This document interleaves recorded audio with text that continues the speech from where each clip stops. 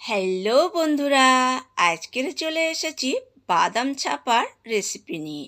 আর এই বাদাম ছাপাটা বাড়িতে একদম অন্য রকম করে এই বাদাম ছাপাটা আজকে আমি বানিয়ে নিয়েছি। তো কিভাবে বানিয়েছি সেটা আপনাদের সঙ্গে এখন শেয়ার করব। এখানে নিয়ে নিয়েছি 800 গ্রাম বাদাম। আর এই বাদামগুলো একটু নরম আছে, মুচমুচে করে ভেজে নিতে হবে। তো খোসা শুদ্ধই বাদামটা রয়েছে, এখানে কিভাবে খোসাটাও ছাড়াবো সেটাও দেখাবো। কড়াটা ভালো করে গরম করে নিয়ে 2 সেকেন্ড মতন আঁচ বাড়িয়ে নেড়ে নিতে হবে। তারপরে একদম আঁচ লো করে এই বাদামগুলো ভেজে নিতে হবে। আঁচ বাড়িয়ে ভাজলে কী হবে, এখানে বাদামটা পুড়ে যেতে পারে। তো আর এদিকে মুচমুচেও হবে না। আর এখানে নিয়ে নিয়েছি একটা নারকেল কুড়িয়ে। নারকেল কোড়ানোটা একটু মোটা মোটা হয়ে গেছে, তাই মিক্সিং জারে জল ছাড়াই বেটে নেব। ব্যাস, বাটাটা হয়ে গেছে, এখানে মিহি করে বেটে নিলাম। এদিকে একটা কড়া বসিয়ে দিয়েছি, তেল ঘি ছাড়াই নারকেলটা ভেজে নিতে হবে। তো একটু লাল করে ভেজে নিতে হবে। একটু নেড়ে চেড়ে এখানে বেশ কয়েকটা দিয়ে দিলাম বাতাসা, যাতে নারকেলের কালারটা সুন্দর আসে। তো ব্যাস, এইভাবে নারকেলটা ভেজে নিতে হবে। তো বন্ধুরা, পুরো ভিডিওটা দেখার অনুরোধ রাখলাম। আর বাদাম ভাজাটা আমার প্রায় হয়ে গেছে। টোটাল আমি 35 মিনিট ধরে আঁচ কমিয়ে বাদামটা ভেজেছি, একদম মুচমুচে হয়ে গেছে। এদিকে একটা প্লেটে কাপড় পেতে বাদামগুলো ঢেলে ঠান্ডা করে নেব। নিয়ে একটা ঝুড়ির মধ্যে নিয়ে একটা কাপড় নিলাম, এক হাতে বাদামগুলো নেব, নিয়ে এইভাবে কাপড়ের সঙ্গে রগড়ে নেব। তাহলে কী হবে, বাদামের গায়ে যে খোসাগুলো আছে ওগুলো পরিষ্কার হয়ে যাবে, খুব তাড়াতাড়ি পরিষ্কার হয়ে যাবে। দিয়ে এরপরে ঝুড়িতে একটু বললাম যে ফাঁকা ফাঁকা ঝুড়ি নিয়েছি, দেখুন কতটা ফাঁকা ফাঁকা নিয়েছি, যাতে বাদামের খোসাগুলো ঝুড়ি দিয়ে বেরিয়ে যায়। সেরকম একটা ঝুড়ি নিয়ে নিয়েছি। নিয়ে এরপরে বাদামের খোসাগুলো একটু চেলে নিতে হবে। বাদামগুলো চেলে নিলে খোসাগুলো বেরিয়ে গেল। কতটা খোসা বেরিয়েছে। আর ভিডিওটা স্কিপ করবেন না বন্ধুরা, পুরো ভিডিওটা দেখবেন, তাহলে অনেক কিছু জানার আছে, দেখারও আছে। তো এইভাবে বাদামগুলো মুচমুচে করে ভেজে নিতে হবে। দেখিয়ে দিলাম কতটা দেখতে সুন্দর লাগছে। এদিকে কড়া নিয়ে নিয়েছি, এখানে নিয়ে নিতে হবে 1 কিলো বাতাসা। আর এই বাটিরই নেব আমি পুরো 1 বাটি জল। তখন পুরো 1 বাটি দিইনি, হাফ বাটি একটু বেশি দিয়েছিলাম, আবার একটু দিয়ে দিলাম, মানে টোটাল 1 বাটি জল দিলাম বড় বাটির। দিয়ে এটা গ্যাসে বসিয়ে দিতে হবে। আর বেশি জল দিলে কী হবে, অনেকক্ষণ ধরে ফোটাতে হবে, কারণ বাতাসাগুলো যখন গলে যাবে তখন অলরেডি অনেকটা পাতলা হয়ে যাবে। তাই বাতাসা গুড় দেখুন কতটা সুন্দর লাগছে দেখতে, দেখেই মনে হচ্ছে না খেজুরের গুড়, এটা কিন্তু দেখে মনে হচ্ছে না বাতাসের গুড়। বাতাসা দিয়ে এত সুন্দর গুড় হয়। তো এখানে দিয়ে দিলাম 1 চালা পাতিলেবুর রস। পাতিলেবুর রসটা দিলে কী হবে, একটু চিটচিটে হবে। আর চিটচিটে না হলে বাদাম ছাপাটা অতটা ভালো হবে না, সেই জন্য পাতিলেবুর রস একটু দিতেই হবে। ব্যাস, এটা হয়েছে কি না এরপরে কিভাবে বুঝবো, এখানে বাটিতে একটু জল নিয়ে নিতে হবে। নিয়ে গুড় একটু এই জলের মধ্যে ঢেলে দেব। দিয়ে এখানে দেখে নিতে হবে এটা পারফেক্টভাবে তৈরি হয়েছে কিনা। তো এখানে দেখাচ্ছি কতটা তৈরি হয়েছে, এটা কিন্তু এখনও হয়নি, দেখেই মনে হচ্ছে। তো আরও 1 মিনিট আঁচ বাড়িয়ে এটা ফোটাতে হবে, তাহলে গুড়টা তৈরি হয়ে যাবে। এরপরে যে নারকেলটা ভেজে রেখেছিলাম, সেই নারকেলগুলো এই বাতাসা গুড়ের সঙ্গে অ্যাড করে নেব।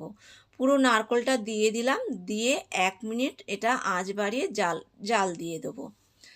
তো 1 মিনিট পর দেখাচ্ছি জাল দেওয়া হয়ে গেছে, গুড়টা পারফেক্টভাবে তৈরি হয়ে গেছে। এখানে যে বাদামগুলো খোসা ছাড়িয়ে রেখেছিলাম, বাদামগুলো এই বাতাসা গুড়ের সঙ্গে অ্যাড করতে হবে, করে আঁচটা বন্ধ করে দিতে হবে। দিয়ে হাতা দিয়ে এইভাবে নেড়ে নিতে হবে।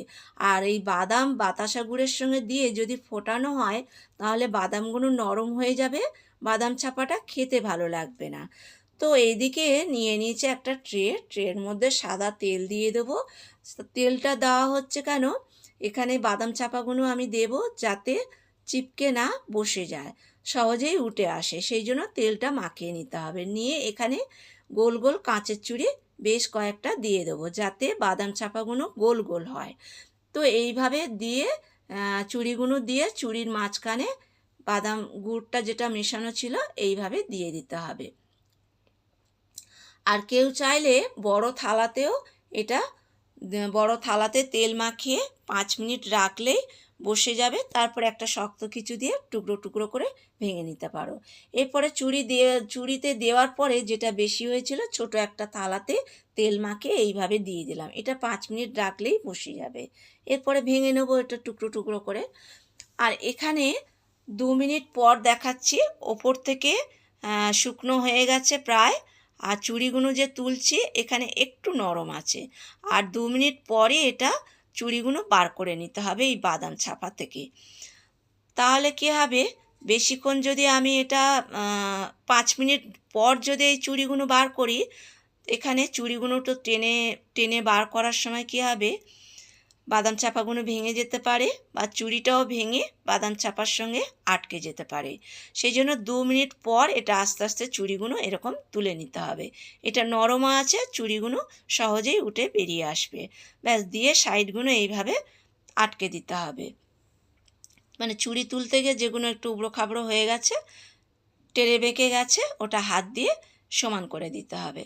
আর এই বাদাম চাপাটা ভীষণ সুন্দর হয়েছিল খেতে। সত্যি কথা বলতে না, বাদাম চাপা দোকানে যে কোনো মুদিখানার দোকানেই পাওয়া যায় কিনতে। অনেকে হয়তো ভাবছেন যে এ তো কিনতেই পাওয়া যায়, বাড়িতে আবার এত কষ্ট করে বানানোর কি দরকার। তো বাড়িতে বানানোর আনন্দটাই আলাদা। দেখুন, বাড়িতে বানাতে গেলে আমরা কি করছি, এখানে যেটা আমাদের মনে হচ্ছে এইটা আমি বাদাম চাপার সঙ্গে মেশাবো, যেমন আমি এখানে নারকেলটা অ্যাড করেছি, প্লাস এখানে বাতাসা দিয়ে আমি এটা বানালাম। বাতাসা একবার গুড় দিয়ে তৈরি হয়ে গেছে, আবার সেই বাতাসাকে আমি গুড় বানিয়ে নিলাম, নিয়ে তাতেই বাদাম চাপাটা বানালাম। তাহলে কতটা টেস্টি হবে সেটা অনেকেই বুঝতে পারছেন বন্ধুরা। আর এখানে দেখাচ্ছি কতটা সুন্দর হয়েছে, দেখতেও যেমন সুন্দর হয়েছে, খেতেও অপূর্ব হয়েছিল। তো বন্ধুরা, ভিডিওটা যদি ভালো লাগে লাইক কমেন্ট শেয়ার করার অনুরোধ রাখলাম। আর হ্যাঁ, ভিডিওটা একটু বড় আছে, অনেক বন্ধুদেরই সময় থাকে না বড় ভিডিও দেখার। তো সেক্ষেত্রে বলবো ভিডিওটা শেয়ার করে রাখুন। শেয়ার করে রাখলে আপনার মোবাইলেই থেকে যাবে। কখনো মনে হলে এইভাবে আমার মতন দেখে এই বাদাম চাপা বানিয়ে খেয়ে দেখুন। বাড়ির বাচ্চা থেকে বড় থেকে প্রত্যেকটা মানুষের ভীষণ ভালো লাগবে খেতে। আর হ্যাঁ, আমি বানিয়েছি বলে বলছি না, সত্যি এটা অপূর্ব হয়েছিল খেতে। একটা ভেঙে দেখাচ্ছি, দেখুন কতটা সুন্দর হয়েছে। আর এটা যতটা মুচমুচে হয়েছে আবার একটু সফটও হয়েছে, কারণ নারকেল পড়েছে না, নারকেলটা দেওয়াতে মুচমুচেও হয়েছে আবার সফটও হয়েছে। তো আর এটা এতটা সুন্দর হয়েছে। তবে সত্যি কথা বলতে কি, যারা রান্না করে বা যারা খেতে ভালোবাসে তারা যে কোনো রেসিপি দেখে বুঝতে পারে যে এই রেসিপিটা খেতে ভালো হবে না ভালো হবে না। তো যাই হোক, নতুন বন্ধু যদি হয়ে থাকো কোনো, আমার ইউটিউব চ্যানেলটা সাবস্ক্রাইব করে নেওয়ার অনুরোধ রাখলাম। আজকে ছিল এই অবধি আমার ভিডিও, আবার দেখা হবে নেক্সট